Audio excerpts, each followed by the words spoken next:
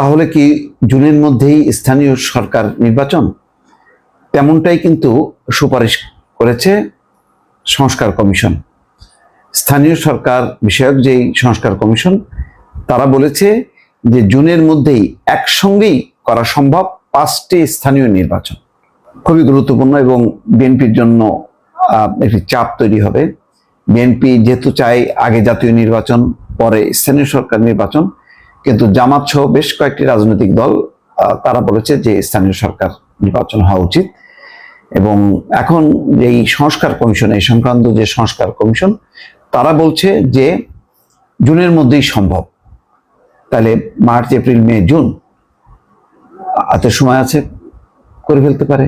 তারপরে জাতীয় নির্বাচন সম্ভবত সেই দিকেই যাচ্ছে। কমিশনের প্রাথমিক প্রতিবেদন প্রকাশ করেছে প্রধান উপদেষ্টার কার্যালয়।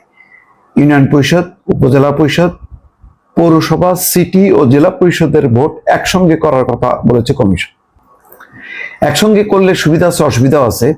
একটা হিজিবিজি অবস্থা, বিশৃঙ্খল অবস্থা, এটা নিয়ন্ত্রণ করাটা কতখানি বর্তমান প্রশাসনের পক্ষে সম্ভব, এটা আমার যথেষ্ট সন্দেহ আছে।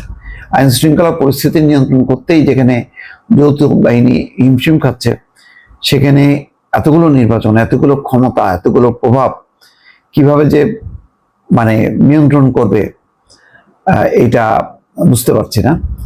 যাক, প্রস্তাবিত স্থানীয় সরকার কমিশন কাজ এগিয়ে নিতে পারে। সব স্থানীয় সরকার প্রতিষ্ঠানের নির্বাচন এই মুহূর্তে একসঙ্গে করা সম্ভব বলে মনে করছে স্থানীয় সরকার কমিশন। এই সংক্রান্ত যেই তারা বলছে আগামী জুনের মধ্যে ইউনিয়ন পরিষদ, উপজেলা পরিষদ, পৌরসভা, সিটি কর্পোরেশন এবং জেলা পরিষদের ভোট শেষ করা যেতে পারে বলে নিজেদের সুপারিশে জানিয়েছে কমিশন।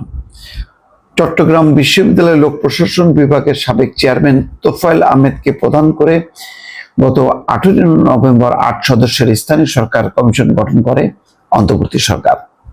কমিশন তাদের প্রাথমিক সুপারিশ সম্বলিত প্রতিবেদন গত বুধবার অন্তর্বর্তী সরকারের কাছে জমা দিয়েছে। প্রধান উপদেষ্টার কার্যালয় শনিবার এই প্রতিবেদন প্রকাশ করেছে।